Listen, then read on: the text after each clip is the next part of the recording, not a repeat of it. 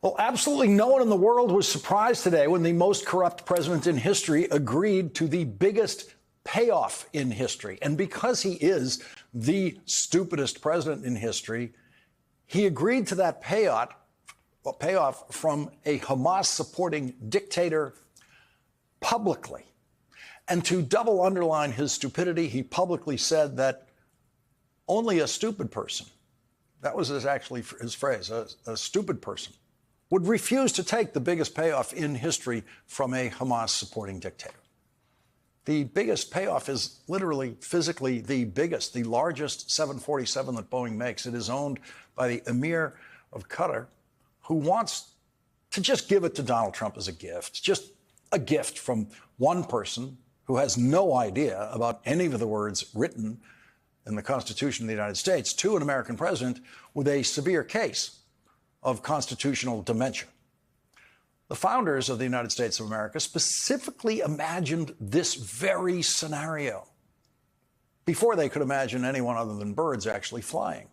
Not, the plain version of the scenario, but the other version of the scenario, the gift version. In the Constitution that Donald Trump and the Emir of Qatar have never read, it says that the president absolutely cannot, quote, accept any present, emolument, office, or title of any kind whatever from any king, prince, or foreign state. Okay, they didn't specifically say an emir, but king and emir are both four-letter words meaning exactly the same kind of guy. Donald Trump will probably back down on this particular insanity in the same way that he backed down on his tariffs today. And so the Supreme Court of the United States might never have to tell Donald Trump that, no, you can't take a 747 from anybody. Reports indicate that the payoff talks have been underway for several weeks. And so that means that every single day, Donald Trump was telling what he called baby girls who are 11 years old. That was his actual description of a baby girl 11 years old. He said that. He was telling those baby girls that they can only have 2 dolls for Christmas because of his tariffs. Every day, Donald Trump was saying that crazy stuff about 2 dolls.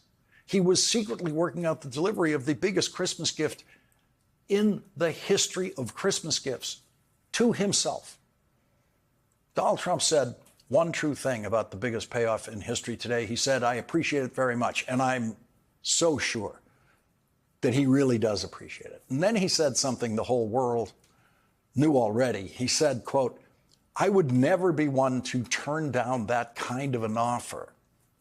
Yeah, we know. That's the problem. That's one of the many reasons you are not morally qualified to be president of the United States. We know you would never turn down that kind of offer. ABC News reports Donald Trump got his completely unqualified and incompetent Attorney General, Pam Bondi, to write a letter to his completely unqualified and incompetent Secretary of Defense saying that the Defense Department could accept the aircraft as a gift and convert it for use as Air Force One. And then, just when Donald Trump would need to use it as a private citizen, the Defense Department could just give it to Donald Trump's presidential library. And all that means is that Donald Trump wants to keep riding in a private 747 when he's no longer president. That's what this is all about. It's about what's he going to fly in after he's president. How does Donald Trump get a free, ultra-fancy 747, literally fit for a king, to fly around in the final years of his life when he's no longer president? Giving up your private 747 is one of the harder things about leaving the presidency, and Donald Trump does not want to suffer that indignity again. And so he has reached into the kindness well, deep in the heart of the Emir of Qatar. And this time, the Emir, instead of doling out money to Hamas to support Hamas, has decided to support Donald Trump, to support Donald Trump's lifestyle. It is every bit as filthy an arrangement as it sounds like. Senator Bernie Sanders said, I don't know who needs to hear this, but no, Donald Trump cannot accept a $400 million flying palace from the royal family of Qatar. Not only is this farcically corrupt, it is blatantly unconstitutional. Congress must not allow this over-the-top kleptocracy to proceed. The customization of that 747-800 made it probably worth much more than $400 million at delivery, and the Defense Department would have to spend hundreds upon hundreds of millions of dollars, possibly billions, to convert that plane into possible use as an Air Force One substitute. The plane has none of the presidential level communication capacities that Air Force One has. It does not have the mini hospital and surgical center that Air Force One has.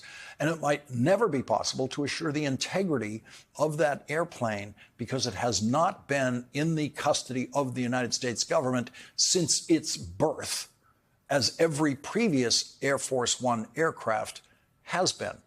Garrett Graff writes, to even begin to mitigate that risk from an eavesdropping, tracking, cybersecurity, or sabotage standpoint would involve stripping the plane down to the equivalent of the studs.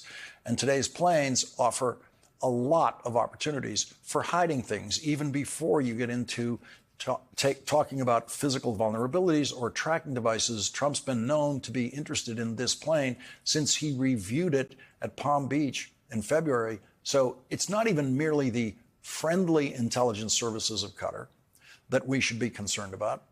Every friendly and adversary intelligence service worth its salt surely has been looking for months now to get aboard that plane. And that plane is currently conveniently residing for everyone to inspect at the non-secure public airport in San Antonio, Texas. There it is. There are currently two fully functioning, identical 747s serving as Air Force One. Boeing is significantly behind on a contract to deliver two new ones. That contract was initiated during Donald Trump's first presidency. Donald Trump boasted about the genius of that contract and how no one else could have possibly negotiated the deal for Boeing to build two new versions of Air Force One, even though several previous presidents had ordered new versions of Air Force One for 70 years or so. The current perfectly good versions of Air Force One are actually the same age as Donald Trump's personal plane, which was 20 years old when Donald Trump bought it because he could not afford a new Boeing aircraft. The 747 that Donald Trump wants to take from the main funder of Hamas is already 13 years old. It's not going to happen. This payoff is as ugly and stupid as it looks, and it is totally illegal. But it offers a perfect companion piece to Donald Trump's two dolls declaration for Christmas. American kids can only have two Barbies at most.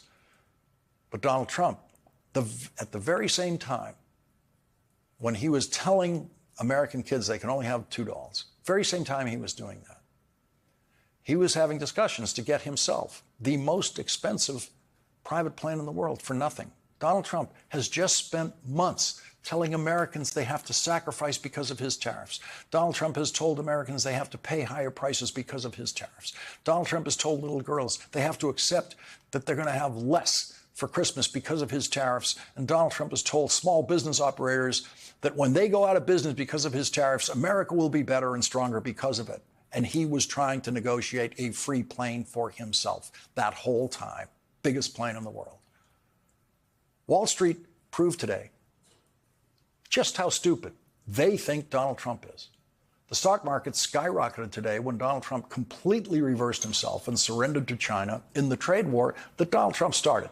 Now, think about why the stock market went down so badly because of the Trump tariffs, and then why it came rocketing back as soon as Donald Trump removed the biggest tariffs today. It's because they believe Donald Trump is irreversibly stupid.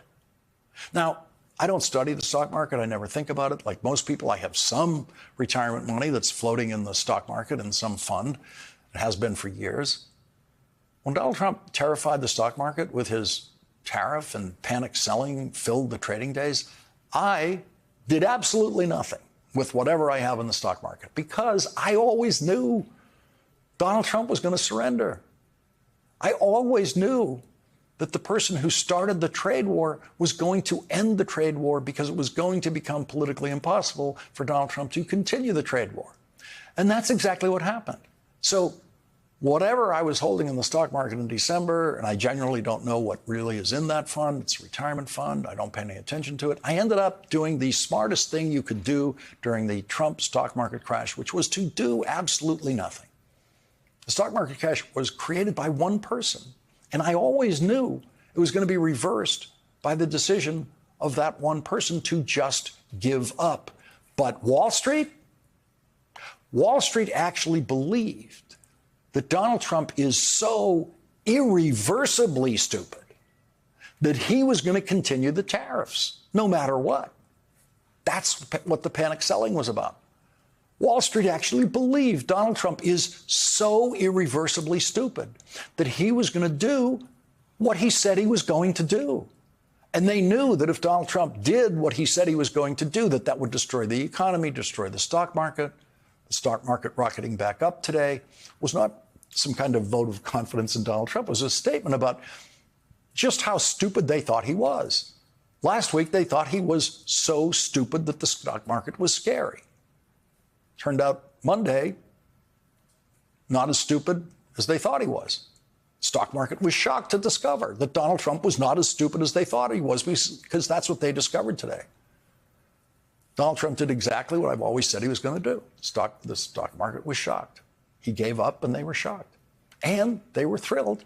So they went on a buying spree today, driving up the price of basically everything. The New York Times reports, quote, "It remains to be seen what agreements can be reached in future negotiations, but the talks this weekend and the tariff chaos of the past month did not appear to generate any other immediate concessions from the Chinese other than a commitment to keep talking." That's right. The Chinese government offered Donald Trump zero, and Donald Trump took it. Donald Trump said, OK, zero is good enough for me to drop the tariffs.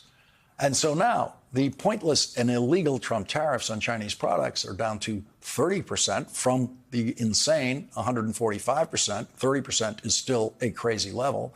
It's a big enough tariff to kill American businesses and to make toys too expensive for parents this Christmas and to kill jobs in this country.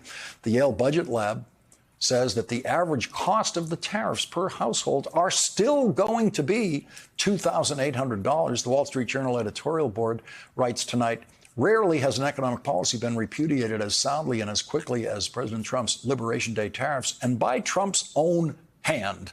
Witness the agreement Monday morning to scale back his punitive tariffs on China, his second major retreat in less than a week. As with last week's modest British agreement, the China deal is more surrender than victory. So after weeks of market turmoil, the economy is left with higher trade costs and greater uncertainty for business. CNBC's Brian Sullivan gave voice to that uncertainty. But while we're feeling good, and we should today, it's Monday and the markets are up, so why not feel good, Tom? We're just one tweet or Truth Social post or headline away from maybe another market collapse. Isn't it important for your clients and our viewers and listeners to always accept that reality that one hallmark of this administration is that you could get one person saying one thing and then a few hours later or next day, somebody else saying something else. If the president says, well, China's not negotiating in good faith and we're walking away, I mean, there's a 1,000-point drop. In a piece on Substack titled, "When an Arsonist Poses as a Firefighter," Nobel Prize-winning economist Paul Krugman writes, a 30% tariff is still really, really high, especially combined with the 10% tariff we're imposing on everyone else. This wasn't a case of both sides backing down. China only imposed its tariffs as a response to Trump's gambit and has reduced them only because he retreated, and retreat he did. This was basically Trump running away from the killer rabbit. The prohibitive tariff has been paused, not canceled. Nobody knows what will happen in 90 days. The uncertainty level has arguably gone up rather than down. This retreat probably hasn't come soon enough to avoid high prices and empty shelves. The Chamber of Commerce, which has always been a supporter of Republican economic policy before Donald Trump, said, while any agreement that reduces tariffs is good news, it is important to note that even with this China agreement, tariffs are much higher overall than they were at the beginning of the year, and many businesses, especially small businesses, are dealing with growing costs, and disruptions. Okay. Dear Wall Street, I have a message for you. Write this down. The 90-day pause that Donald Trump announced today is going to last forever. Don't worry, he's not going to bring back the crazy skyrocketing tariffs. Yes, he's very, very, very stupid, but not as stupid as all you people on Wall Street think he is.